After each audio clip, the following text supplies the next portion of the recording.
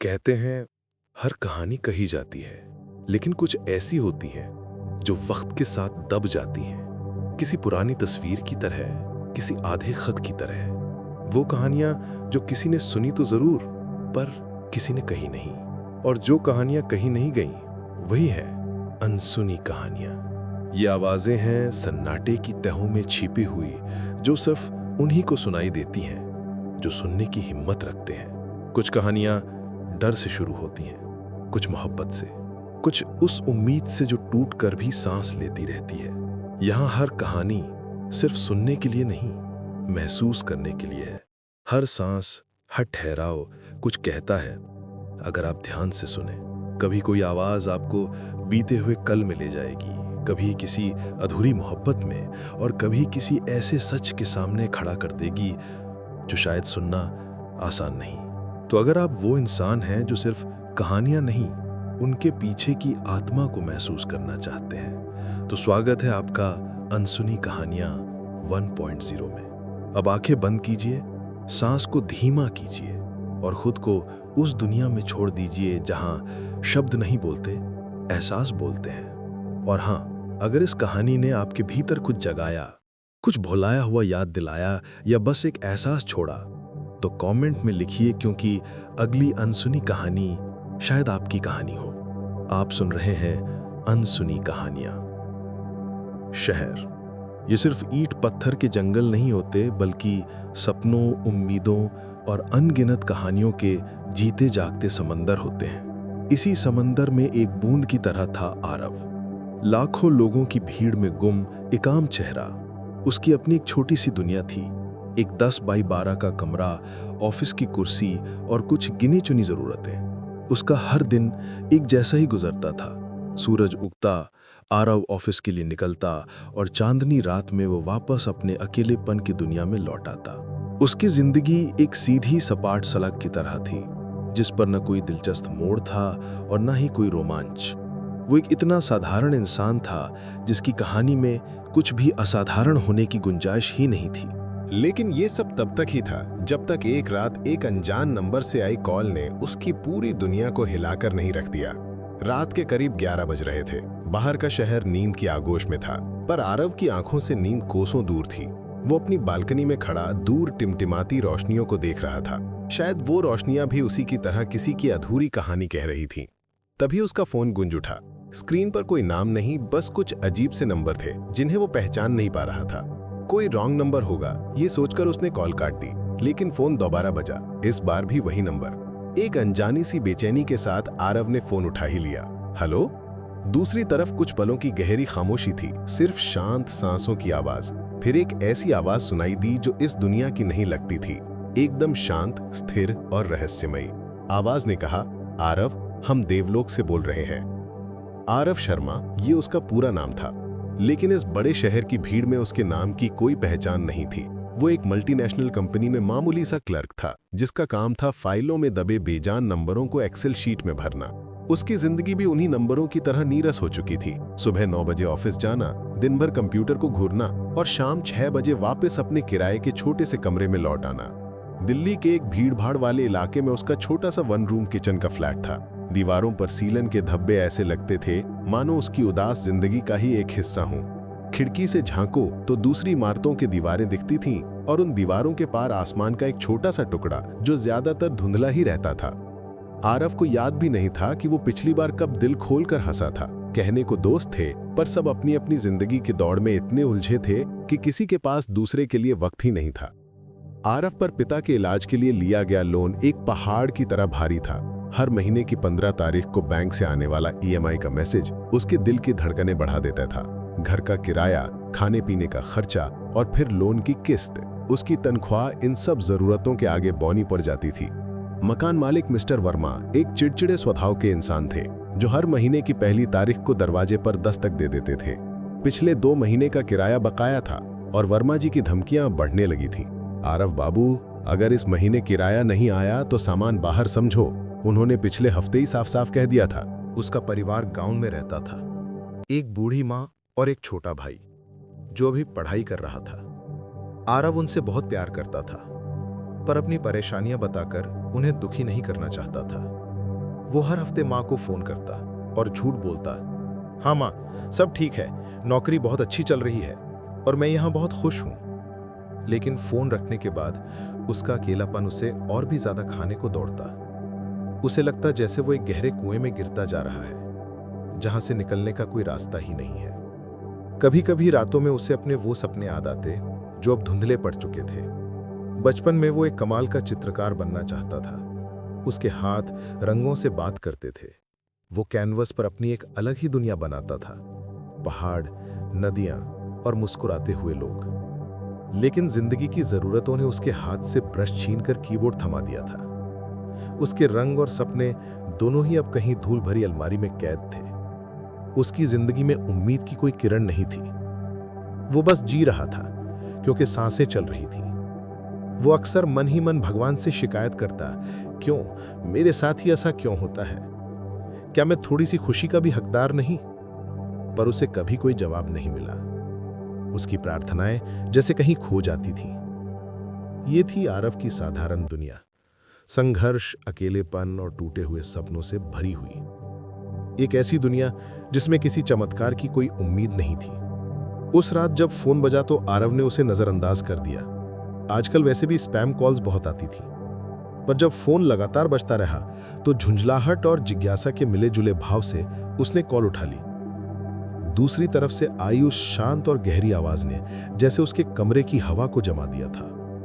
आरव, हम देवलोक से बोल रहे हैं। आरव के हाथ से फोन लगभग गिर ही गया था। उसके रोंगटे खड़े हो गए। ये कैसा मजाक था? रात के 11 बजे कौन इस तरह से परेशान कर सकता है? कौन है? उसकी आवाज में घबराहट साफ थी।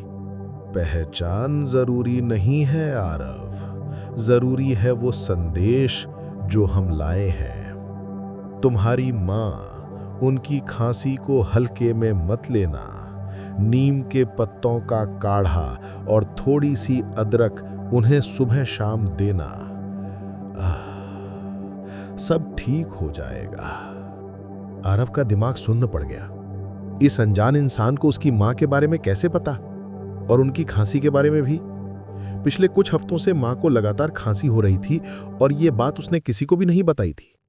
देखो, तुम जो भी हो, मुझे ऐसे मजाक में कोई दिलचस्पी नहीं है, आरव ने गुस्से में कहकर फोन काट दिया। उसका दिल जोर जोर से धड़क रहा था। यह जरूर उसके किसी दोस्त की शरारत होगी। हाँ, वही उसे परेशान कर रहे होंगे। वो अपने दोस्तों को फोन मिलाने ही वाला था कि उसे याद आया, उन्हें तो मां की बीमारी के बारे में पता ही नहीं था। तो फिर वो कौन था? उसने उस नंबर पर वापस कॉल लगाने की कोशिश की, लेकिन हर बार एक ही जवाब मिला, the number you are trying to call does not exist. अब आरव का डर और भी बढ़ गया। ये भला कैसे हो सकता है?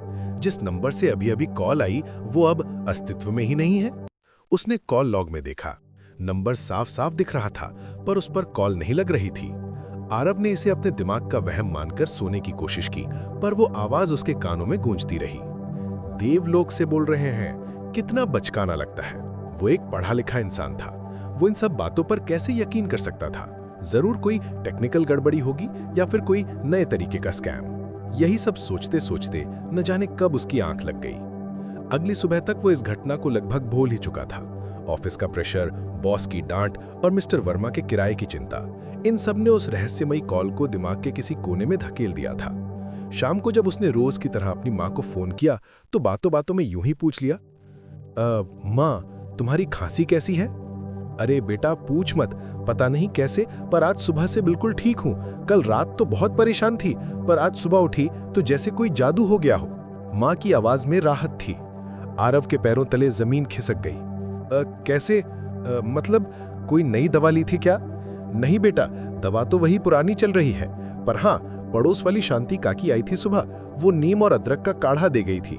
कह रही थी कि किसी ने सपने ने आके उसे ये नुस्खा बताया था। मैंने तो बस यूं ही पी लिया, पर सच में कमाल ही हो गया। आरव के हाथ कांपने लगे। नीम, अदरक, काढ़ा, ये तो वही शब्द थे जो उसने उस रहस्यमयी कॉल पर सुने थे। ये सिर्फ एक इत्तेफाक नहीं हो सकता, ये कुछ और था। उसके दिमाग में हजारों सवाल दौड़ने लगे। कौन था वो? उसे सब कैसे पता था? क्या सच में? नहीं, ये नामुमकिन है। वो खुद को समझाने की बहुत कोशिश कर रहा था, पर उसके दिल में यकीन और शक की एक जंग छिड़ चुकी थी। उस एक कॉल ने उसकी सीधी साधी दुनिया में एक असाधारण रहस्य का दरवाजा खोल दिया था। मां से बात करने के बाद आरव घंटों तक बेचैन घूमता रहा। उसका दिमाग इस घटना को एक संयोग मानने की जिद कर रहा था। हो सकता है शांति काकी ने मां को खांसते देख खुद ही काढ़ा बना दिया हो। नीम अदरक के फायदे तो गांव में सब जानते हैं, इसमें नया क्या है। और रही बात उस कॉल की, तो जरूर किसी ने उसकी जानकारी निकालकर उसे डराने की कोशिश की होगी। इन दलीलों से उसने अपने मन को थोड़ी देर के लिए शांत तो कर लिया, पर दिल के किसी कोने में एक चिंगारी सुलग चुकी थी, चमत्कार की चिंगारी। उसने अपने सबसे करीबी दोस्त समीर को इस बारे में बताया। समीर एक प्रैक्टिकल लड़का था जो शेयर बाजार और स्टार्टअप्स की बातें करता था। उसने आरव की बात सुनी और जोर से हंस पड़ा। भाई, तू भी क्या बच्चों जैसी बातें कर रहा है?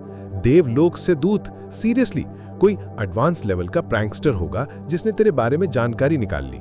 आजकल एआई वॉइस मॉड्यूलेशन से किसी की भी आवाज बनाई जा सकती है। भूल जाइए सब और काम पर ध्यान दे। वर्मा अंतर का किराया देना है या नहीं? समीर की बातों ने आरव को वापस हकीकत की जमीन पर ला पटका। हाँ, समीर सही कह रहा था। असलियत तो यह है कि उसे अगले हफ्ते तक किराया देना है, वरना वो सड़क पर आ जाएगा। निराशा ने उसे फिर से घेर लिया। अगले कुछ दिन इसी तनाव में गुजरे। कंपनी में छंटनी की खबरें जोरों पर थीं। कई लोगों को निकाला जा चुका था और अब तलवार उनके डिपार्टमेंट पर लटक रही थी। अगर नौकरी चली गई तो ये सोचकर ही उसकी रूह कांप जाती थी। गुरुवार की रात थी। आरव अपनी रसोई में मैगी बना रहा था, जो महीने के आखिर में उसका डिनर हुआ करता था। तभी उसका फोन फिर से बजा। स्क्रीन पर वही अनजान नंबर। इस बार आरव का दिल डर से नहीं बल्कि एक अजीब सी उम्मीद से धड़का। उसने कांपते हाथों से फोन उठाया। हेलो। संघर्ष जीवन का नियम है आरव। रात जितनी गहरी होती है, सुबह उतनी ही पास होती है। अपनी नौकरी की चिंता मत करो। जिस दरवाजे को तुम बंद समझ रहे हो, वो असल में तुम्हारे लिए खुल रहा है। आवाज उतनी ही शांत और रहस्यमयी थी। तुम कौन हो? तुम्हें ये सब कैसे मालूम? आरव ने लगभग चीखते हुए पूछा। हम वो जानते हैं जो होना है। तुम बस अपना कर्म करो और भरोसा रखो। और इससे पहले कि आरव कुछ और पूछ पाता, कॉल कट गई। इस बार आरव ने इसे मजाक समझकर नहीं उड़ाया। उसके अंदर एक अजीब सा सुकून उतर आया था। न जाने क्यों, पर उसे उस आवाज पर यकीन करने का मन कर रहा था। अगला दिन शुक्रवार, ऑफिस में कयामत का दिन था। हर तरफ एक अजीब सी खामोशी थी। सब जानते थे कि आज छंटने की लिस्ट आने वाली है।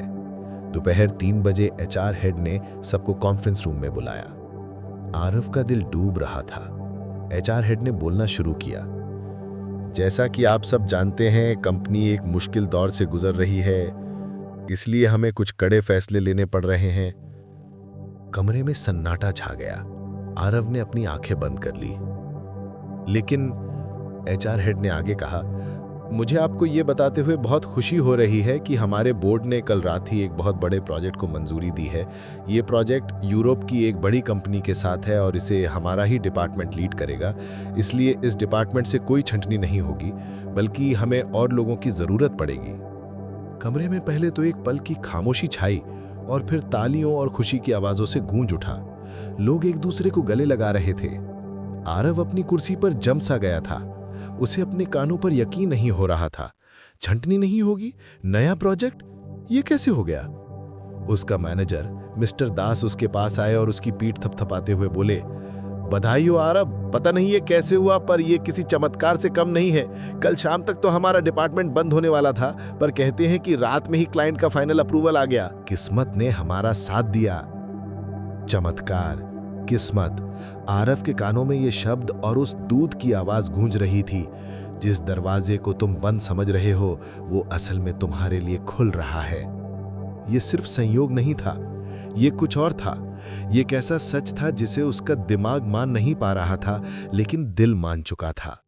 उसने पहली बार उस दहलीज को पार किया था जिसके एक तरफ तर्क की दुनिया थी और दूसरी तरफ विश्वास का आसमान। उसकी नौकरी बच गई थी। ये पहला चमत्कार था, एक ऐसा चमत्कार जिसने उसे उस अनजान कॉलर पर, उस देवलोक के दूत पर विश्वास करने के लिए मजबूर कर दिया था। नौकरी बचने की घटना ने आरव को पूरी तरह से बदल दिया था। अब उसके मन में डर की जगह जिज्ञासा ने ले ली थी। वो उस अनजान कॉल का इंतजार करने लगा था, जैसे उसे अपनी हर मुश्किल का हल मिल गया हो। पर वो ये नहीं जानता था कि ये कॉल सिर्फ जवाब नहीं बल्कि नई पहेलियां भी लेकर आने वाले थे। एक शाम जब वो किराए के लिए पैसे गिन रहा था तो उसे पता चला कि 5,000 रुपए कम पड़ रहे हैं। वर्मा जी को कल सुबह ही पैसे देने थे। वो बुरी तरह परेशान था। तभी फोन बजा, वही नंबर। आरव, तुम्हारी कला तुम्हारे अंदर ही दबी हुई है। वो रंग, वो ब्रश, वो सिर्फ लकीरें नहीं खींचते, वो तुम्हारी आत्मा को आवाज देते हैं। कभी कभी समाधान ठीक वहीं होता है जहां हम देखना बंद कर देते हैं, आवाज ने कहा और कॉल कट गई। कला? रंग? आरव हैरान था। इस अनजान शख्स को उसके बचपन के शौक के बारे में कैसे पता? कॉल कटने के बाद वो अपनी धूल भरी अलमारी की ओर बढ़ा। सबसे ऊपर रखे एक पुराने संदूक में उसने सालों पहले अपनी पेंटिंग का सामान बंद किया था। उसने संदूक खोला, रंगों की महक और साथ में हजारों पुरानी यादें एक साथ ताजा हो गईं। उसने अपना पुराना कैनवस निकाला। सालों बाद ब्रश उठाते हुए उसके हाथ कांप रहे थे, पर जैसे ही उसने पहला रंग कैनवस पर लगाया, उसे लगा जैसे वो घर लौट आया है। वो सारी रात पेंटिंग करता रहा। सुबह तक वो इतना थक गया था कि उसे पता ही नहीं चला कि वो कब सो गया। अगले दिन दरवाजे पर हुई दस्तक से उसकी नींद खुली। सामने वर्मा जी खड़े थे, चेहरे पर वही गुस्सा। हाँ आरव बाबू, पैसे लाए? आरव का सर शर्म से झुक गया। अंकल, बस 5,000 कम है, मैं आपको अगले हफ्ते। तभी वर्मा जी की नजर कमरे के कोने में रखी पेंटिंग पर पड़ी। अरे ये किसने बनाई? उनके चेहरे का भाव अचानक बदल गया। जी वो मैंने, आरव ने झिझकते हुए कहा। वर्मा जी पेंटिंग के पास गया और उसे ध्यान से देखने लगे। बहुत सुंदर है। मेरे बेटे को पेंटिंग्स का बहुत शौक है, उसका जन्मदिन आ रहा है। क्या तुम ये पेंटिंग मुझे बेचोगे? आरव हैरान था। बेचूंगा? अंकल, ये तो मैंने बस ऐसे ही।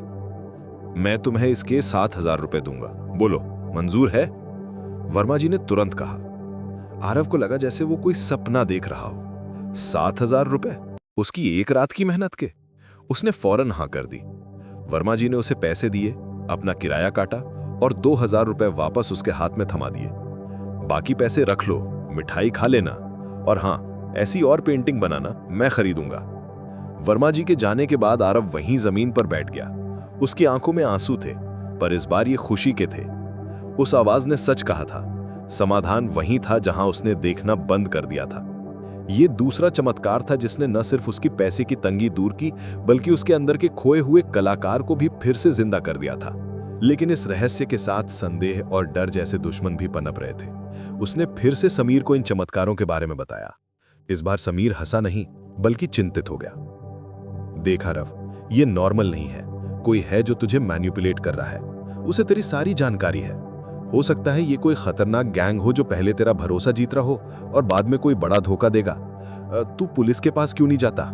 समीर की बातों ने आरव के मन में शक का बीज बो दिया। क्या सच में ये कोई धोखा है? वो कौन है जो उसकी जिंदगी की हर बात जानता है? इसी उधेड़-बुन के बीच एक रात फिर से कॉल आई। संदेह और विश्वास एक ही सिक्के के दो पहलू हैं आरव। चुनना तुम्हें है। तुम्हारा दोस्त तुम्हारी चिंता करता है, उसकी बात में तर्क है, लेकिन हर चीज तर्क से नहीं समझी जा सकती। कभी कभी विश्वास करने के लिए सिर्फ अनुभव ही काफी होता है। ये सुनकर आरव का डर और भी बढ़ गया। इस शख्स को उसकी और समीर की बातचीत के बारे में भी पता था। ये कोई आम इंसान नहीं हो सकता। या तो ये सच में कोई दिव्य शक्ति है, या कोई ऐसी तकनीक जिसका उसे अंदाजा भी नहीं। आरव अब एक ऐसे चौराहे पर खड़ा था जहां एक रास्ता विश्वास का था, जो चमत्कारों से भरा था पर अनजान था, और दूसरा रास्ता तर्क का था, जो सुरक्षित था पर वापस उसी नीरस जिंदगी की ओर जाता था। आरव की जिंदगी अब दो हिस्सों में चलने लगी थी। दिन में ऑफिस का काम और रात में पेंटिंग। उसकी पेंटिंग्स अब बिकने लगी थीं। वर्मा जी के जरिए कुछ और लोगों ने भी उसकी कला में दिलचस्पी दिखाई और उसे छोटे मोटे ऑर्डर मिलने लगे। जिंदगी पटरी पर लौट रही थी, लेकिन मन में बेचैनी बढ़ती जा रही थी। कॉल अब भी आते थे, पर अब वो समाधान नहीं बल्कि जीवन का दर्शन बताते थे। वो कर्म, धर्म और सही चुनाव के महत्व पर जोर देते थे। आरव को लगता जैसे उसे किसी बड़ी परीक्षा के लिए तैयार किया जा रहा है। और फिर वो दिन आ ही गया। आरव को शहर की एक नामी आर्ट गैलरी से बुलावा आया। गैलरी के मालिक मिस्टर विक्रम सिंह उससे मिलना चाहते थे। आरव के लिए ये एक सपने के सच होने जैसा था। वो अपनी सबसे अच्छी पेंटिंग्स लेकर गैलरी की ओर निकल पड़ा। रास्ते में उसने एक टैक्सी ली। वो टैक्सी में बैठा ही था कि उसका फोन बजा। वही नंबर। आरव, अब तुम्हारी सबसे बड़ी परीक्षा का समय है। दूत की आवाज पहले से ज्यादा गंभीर थी। जिस रास्ते पर तुम हो वो तुम्हें सफलता देगा, लेकिन हर रास्ते पर कांटे होते हैं। आज तुम्हें एक ऐसा ही कांटा मिलेगा। चुनाव तुम्हारा होगा, धर्म का मार्ग या अधर्म का। मैं कुछ समझा नहीं, आरव ने घबराते हुए कहा। थोड़ी देर में समझ जाओगे। बस याद रखना, जो धन किसी की पीड़ा पर खड़ा हो वो कभी सुख नहीं देता। सच्ची दौलत कर्म और ईमानदारी से ही मिलती है। आज का तुम्हारा चुनाव तुम्हारा भविष्य तय करेगा। कॉल कट गई। आरव का दिल किसी अनहोनी की आशंका से कांपने लगा। वो गैलरी पहुंचकर टैक्सी से उतरा। उसने ड्राइवर को पैसे दिए और जैसे ही मुड़ा, उसकी नजर टैक्सी की पिछली सीट पर पड़े एक ब्रीफकेस पर पड़ी। ड्राइवर साहब रुकिए, आपकी गाड़ी में किसी का ब्रीफकेस रह गया है, उसने आवाज लगाई। ड्राइवर ने गाड़ी रोकी। अरे हाँ, मुझसे पहले जो साहब उतरे थे शायद उनका होगा, बड़ी जल्दी में थे।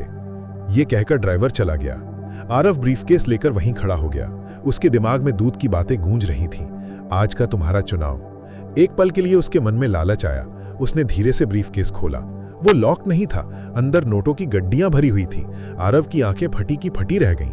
ये बहुत बड़ी रकम थी, इतनी कि उसका सारा कर्ज उतर जाता और वो एक बड़ा सा घर खरीद सकता था। ये एक शॉर्टकट था। कोई उसे नहीं देख रहा था। वो इसे लेकर जा सकता था। शायद ये पैसा उसकी किस्मत में ही था। लेकिन फिर उसे दूत की दूसरी बात याद आई, जो धन किसी की पीड़ा पर बना हो। और ड्राइवर की बात, वो साहब बड़ी जल्दी में थे। क्या पता उस आदमी को इन पैसों की कितनी जरूरत हो। आरव एक नैतिक बवंडर में फंस गया। एक तरफ उसकी जरूरतें थीं और दूसरी तरफ उसका ज़मीर। उसे अपने पिता की सिखाई हुई बातें याद आईं। बेटा, जिंदगी में चाहे कुछ भी हो जाए, अपनी ईमानदारी कभी मत छोड़ना। उसने एक गहरी सांस ली। उसने फैसला कर लिया था। उसने ब्रीफकेस बंद किया और पास के पुलिस स्टेशन की ओर चल दिया। उसका दिल अब शांत था, जैसे कोई बहुत बड़ा बोझ उतर गया हो। वो पुलिस स्टेशन पहुंचने ही वाला था कि एक आदमी दौड़ता हुआ उसके पास आया। भाई साहब रुकिए, ये मेरा ब्रीफकेस है। आदमी की सांसें फूली हुई थीं। आपका नाम अजय खुराना है? आरव ने पूछा। हाँ, मैं अजय खुराना। मैं इसे टैक्सी में भूल गया था। इसमें मेरी बेटी की ऑपरेशन के पैसे हैं। अगर ये खो जाता तो मैं बर्बाद हो जाता। उस आदमी की आंखों में आंसू आ गए। आरव ने ब्रीफकेस उसे थमा दिया। आप इसे संभाल कर रखिए। अजय खुराना ने ब्रीफकेस खोलकर पैसे देखे और उसकी जान में जान आई। उसने आरव के हाथ जोड़ लिए। भाई साहब, मैं आपका ये एहसान जिंदगी भर नहीं भूलूंगा। आपने मेरी बेटी की जान बचा ली। बताइए, मैं आपके लिए क्या कर सकता हूं? एहसान कैसा? ये तो मेरा फर्ज था, आरव ने मुस्कुराते हुए कहा। उसने अपनी जिंदगी की सबसे बड़ी परीक्षा पास कर ली थी। अजय खुराना ने कृतज्ञता से आरव की ओर देखा। नहीं भाई साहब, आज के जमाने में आप जैसे ईमानदार लोग नहीं मिलते। प्लीज अपना नाम और नंबर तो बताइए। आरव ने झिझकते हुए अपना परिचय दिया। जब उसने बताया कि वो एक आर्टिस्ट है और एक गैलरी में अपनी पेंटिंग्स दिखाने आया है, तो अजय खुराना की आंखें चमक उठी। आर्टिस्ट? क्या मैं आपकी पेंटिंग्स देख सकता हूं? आरव ने हैरान होते हुए अपना फोल्डर खोला। अजय खुराना ने एक एक पेंटिंग को बहुत ध्यान से देखा। अद्भुत, आपकी कला में एक गहराई है, उन्होंने कहा। आप जिस गैलरी में जा रहे हैं उसके मालिक मेरे अच्छे दोस्त हैं, पर मैं चाहता हूं कि आपकी पहली प्रदर्शनी मेरी गैलरी में हो। आपकी गैलरी? आरव ने आश्चर्य से पूछा। हाँ, मैं खुराना आर्ट्स का मालिक हूं, शहर की सबसे बड़ी आर्ट गैलरियों में से एक। अजय खुराना ने मुस्कुराते हुए कहा। आरव को अपने कानों पर विश्वास नहीं हुआ। ये एक और चमत्कार था, लेकिन यह चमत्कार किसी अनजान कॉल से नहीं, बल्कि उसके अपने सही चुनाव से हुआ था। उसने धर्म का कठिन मार्ग चुना था और उस मार्ग का अंत एक ऐसी मंजिल पर हुआ जिसकी उसने कभी कल्पना भी नहीं की थी। उस दिन के बाद आरव की जिंदगी हमेशा के लिए बदल गई। खुराना आर्ट्स में उसकी पहली प्रदर्शनी एक बड़ी सफलता थी।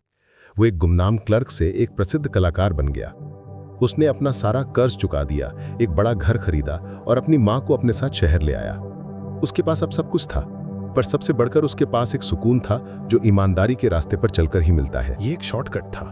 कोई उसे नहीं देख रहा था। वो इसे लेकर जा सकता था। शायद ये पैसा उसकी किस्मत में ही था।